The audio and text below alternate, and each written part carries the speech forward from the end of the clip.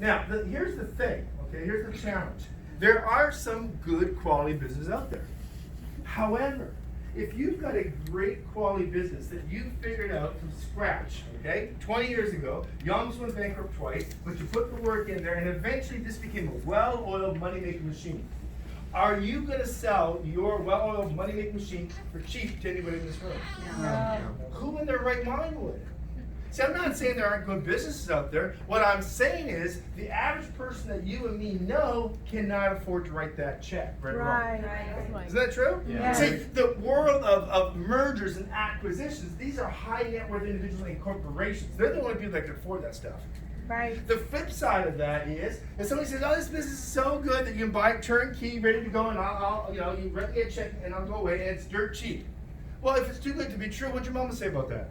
It's marriage. You don't believe it, right? Because think about it. Anybody in their rightful mind would never sell a quality business in something that most people can afford. Right. That's the challenge. Direct marketing. Direct marketing, if you know a ton of people and you can build a pipeline through networking or whatever, there's the potential of explosive sales. However, the challenge with this is highly unregulated. I call this the land of pills, potions, and lotions. You've got to be careful with that. We'll talk about this a little bit later. Franchising. Can you make money in franchising? Yes. Sure. Now, do people who become franchisees, do they spend, or they call invest, a lot of money to get into a franchise arrangement? Yes. Sure. Why? Because it's going to make them money. Yeah, there's two words really, and basically they mean the same thing. It's a proven system, and there's a brand. Right? So that's what you're paying for, right? Yeah. I mean, look, I did some research before coming here. Let's just have a look at it. This is the most updated information in America. In a couple of months, it'll be updated for this year, but this is the most up to date. This is the top 10 franchises by order. And I'm not going to read all this out, but look, it says the name, McDonald's, number one, $1.1 to $2.2 million, okay? And that does not include the land of the building. Right. Okay? This is the upfront franchise fee, plus you pay all sorts of additional fees per month. Now, again, I'm not saying you cannot make money, but let your eyes fall on any of this. See, how many average people can come up with that money?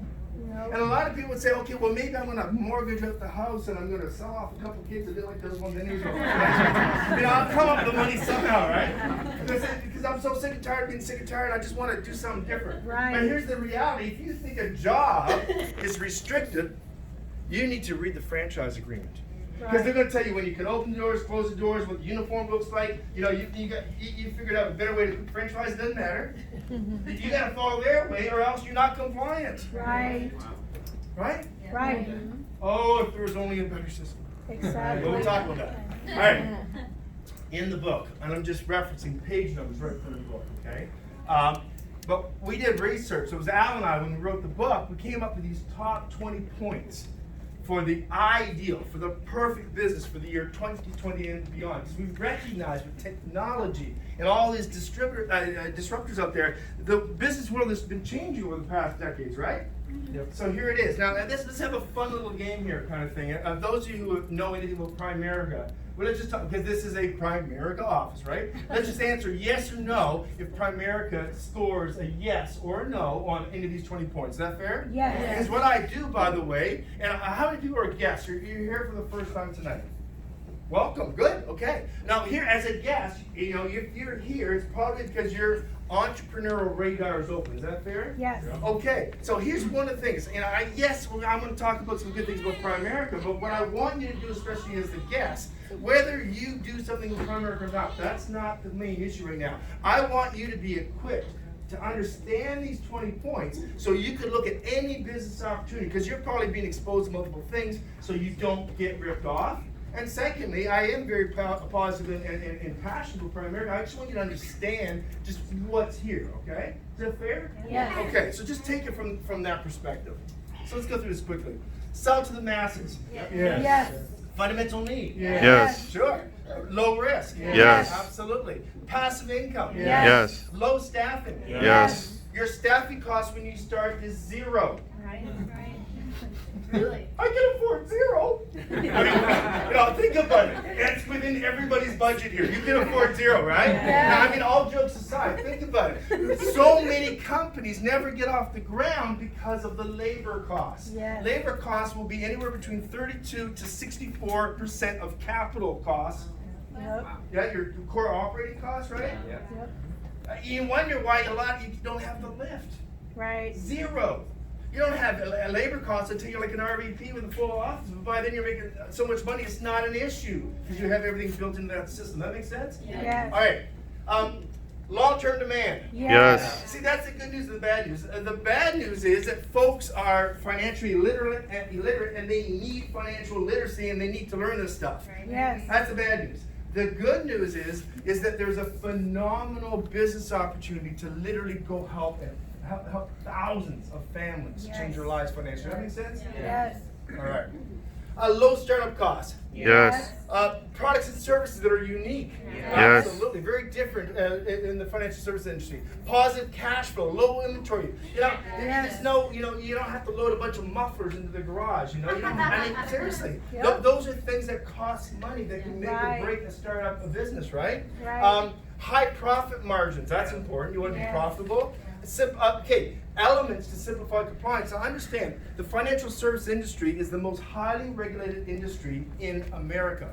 And that's a good thing. We're talking about people's money, right? There should Right. be financial oversight. But the good news is you can run a beautifully large, successful brokerage, helping tons of families, making a big difference, and making a lot of money for yourself and your family with only a minimum amount of your time because you've been coached and all the support mechanism is there through head office and through your RVP and OSJ office. And then that's wild, right? Right. Okay, cool. Portability. I mean, you can open up offices everywhere, Yes. which is kind of cool, right? Fun and challenging, satisfying, yes or no? Yes. Okay. Leveraging technology while still, remember that face-to-face is so important, right? The human Yes. connection. Word of mouth. Okay, what we're talking about is the company doesn't rely on a whole bunch of expensive advertising because think about it. The consumers now become jaded and skeptical. You can put a ton of money into a big advertising thing, waste all that money, people go, that's just an ad. Yes. What is the best form of advertising? Mouth. Word of mouth. And that's what the company's been built upon. That's huge. Right. Massive distribution. Yes. Six-figure income. I mean, look, there is no other organization that anywhere in America that people make more money. I mean, think about it. If you're an RVP, okay, so you're regional vice president, 50% of all regional vice presidents in this company earn over $100,000 a year.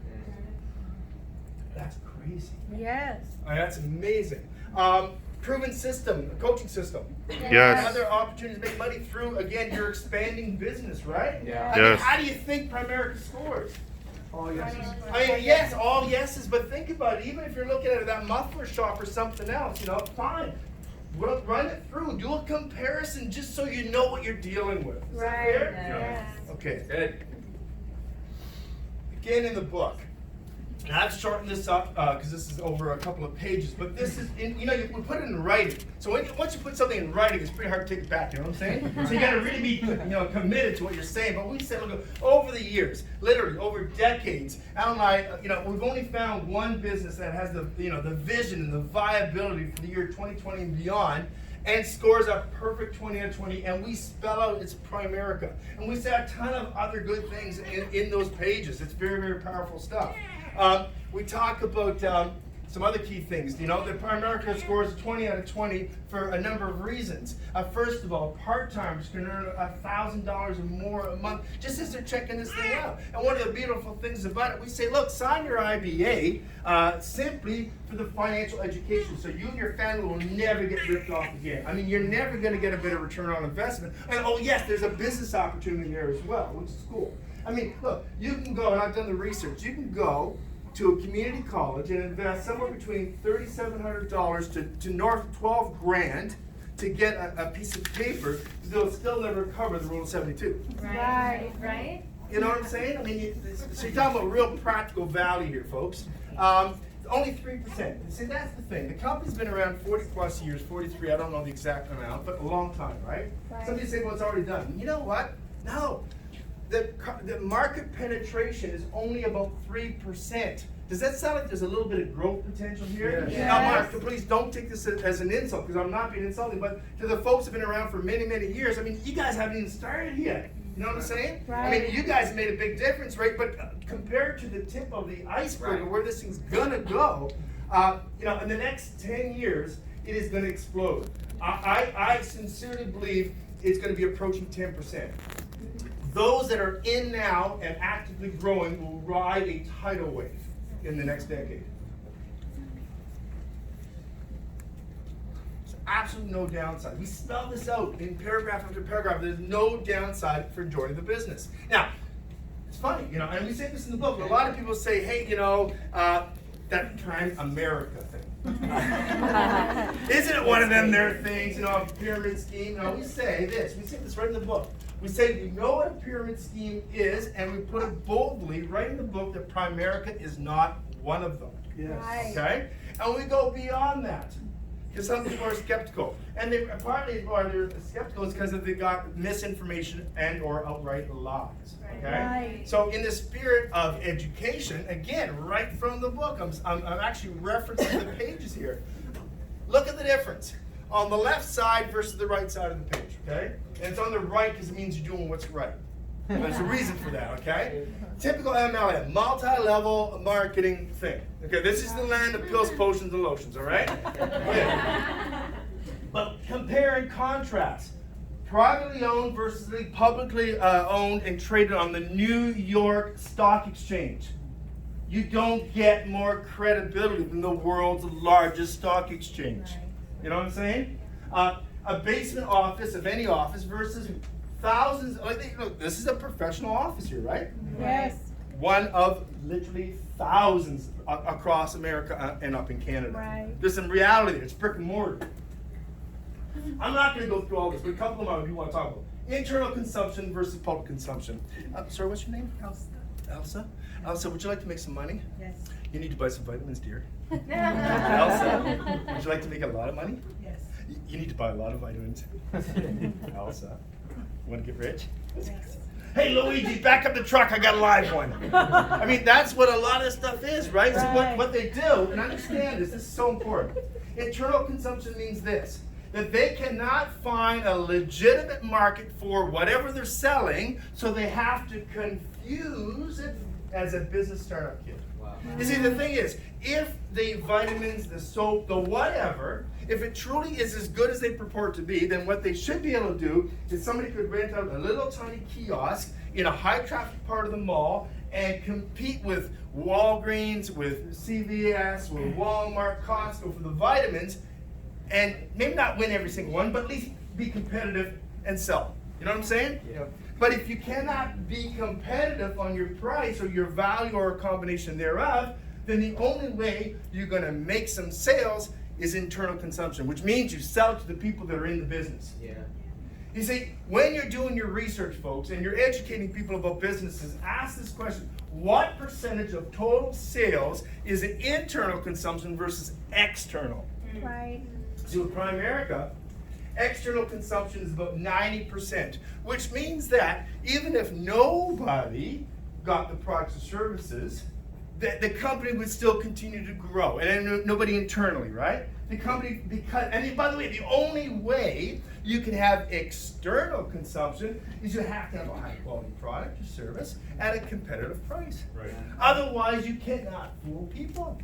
Well, you may fool them once, but the word will get out, right? You'll never get away with it. After 43 years or so, I think there's some bona fide product services, right? Right. Now, however, flip it around. You want to have some level of internal consumption.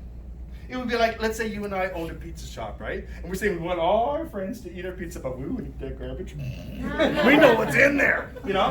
At some point, you want to eat your own pizza because you know it's good. Is that fair? Right. If you got 130,000 reps across the country, do you think maybe somebody might need some income protection? Yes. Think somebody might need to have an investment plan? Yes. Well, of course.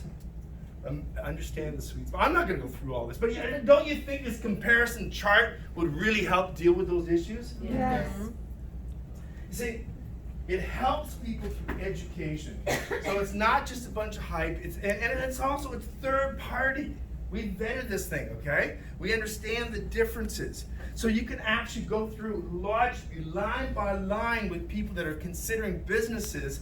And first of all, you want to share the benefits of Primerica, but you also want to protect them so they don't get ripped off. Even if someone opts not to be part of Primerica, that's okay. That's their personal choice, right? Yeah. But as a good, solid human being, wouldn't you like to protect them so they don't get ripped off? Yes. And I bet you they'll remember and thank you for that. You know what I'm Yes. saying? Is that fair? Absolutely. Okay. Now, there's always those odd, skeptical people that go, yeah, but those guys, those authors, what's the deal, right? So anyway, so what we did, right in the book, we said, look, we printed this right in the book, page 87. It says, note, in the spirit of full disclosure, the authors have spoken at many Primerica Field Leaders events. We do so because we, like Primerica, have a mission of bringing financial literacy to the middle class. We're on the same mission, right? The authors, we've never, Alan and I have never been in Primerica. Now, that's not a good thing about it. It's just reality. We've never been. The company, it says here, we've never received any money to promote the company. So corporate does not pay us a dime. No field leader, and again, you Google me, you'll see I'm represented by agents and bureaus as a professional speaker all over the world. To get me to speak somewhere, it's 15 grand US plus expenses, and then I'll open up my mouth. Okay? And I'm not saying that to try and impress you. That's what I do. I'm a full-time professional speaker. That's what I do for a living. That's how I feed my family, right? I always waive 100% of any speaking fees. I will never charge any Primerica a penny to speak at any event. That's how much we love you guys. And we don't even own the stock. I mean, look, your stock is amazing, okay? And it's just gone crazy. But again, we didn't own the stock, nor do I have like a private holding company with Debbie. There's no funny gotcha tricks there. The reason why is we are truly third party. We have no vested economic interest in saying great things about the company, other than we want you to win because we know that you folks are just correcting an injustice that's out there. Right. That you're making a difference. And a lot of folks, particularly newer folks, sometimes, it's natural to have some doubt or some fears or apprehension because it's new, it's normal. But if you can just look at me as this guy that studied Primerica for over 2 decades, and I put my professional, look, you put it in writing. Do you think maybe some companies are ticked off at me? Yeah. That's a badge of honor. It means if I'm getting them upset, it means that it just shows how guilty they are for ripping people off. Yeah. Right. And I don't have a problem with that. I have zero problem. And sure, I make books available, but we make them available at a great discount. I don't care if you buy a book or not. My life is fine. I don't care. But your life might benefit if you get a book and use it to grow your business. Does that make sense? Yes. All right, folks. Now those of you, because I know some folks have got copies of this book, and we got copies of this book and also the other book. But here's what I've learned from Primericans that are really tapping into how to use this book. First of all, use it for recruiting. Why not share the 20 points? Why not share what these 2 international best-selling authors that have no vested interest say about your company? Do you think that might help? Yeah. Why not do the comparison of the MLM versus Primerica? That's important stuff. Also, why not develop yourselves to go from that employee mindset to an entrepreneur mindset? Right. What about referrals? This is huge, by the way. This is huge. This one. What some people are doing is, if referrals is the best way to grow your business. Yeah. Now you've been coached. I'm sure anyone in the business has been coached, and do what your coach says. First of all, Right. always do what your coach says. But when you are asking for referrals, and by the way, only ask for referrals once you've earned them. Right. So by super serving the customer's needs, by taking care of them, right? Giving them the game plan and how you're going to change your finances with them, right? Okay. Right. At that point, they are, wow, this is the perfect time to ask for the referral. But what you can do, and this is a great idea, you can actually have an extra clean, crisp copy of the book, and you're showing the book, and people, trust me, when they see that book, they want to copy that book. But I'd say don't sell them the book. I'd say don't give them the book. Give them the opportunity to earn the book. So why not ask them, is there maybe a subset of all these referrals? What are the top 10 or the top 15 families that can really use this information that you care so much about? And have them really open the door, and you go super serve their friends, to super take care of their friends. First of all, their friends are going to love that their other friends thought enough about them to do this, right? But now they're earning a book. Now, let's say you paid $15 for that book. and you got 10 awesome killer referrals. Killer's not a compliant word, but I'm using it anyway. What the heck? I'm not in the business. Okay. So compliance rules don't apply to me, huh? But anyway, but no, think about it. What would the return on investment be like if you use it strategically? See, it's one thing to read it, and it's a quick read, it's an easy read, but it's another thing to use it as a business development tool. Right. Right or wrong? Yeah. All right, cool. All right. How we Back got. in a couple minutes.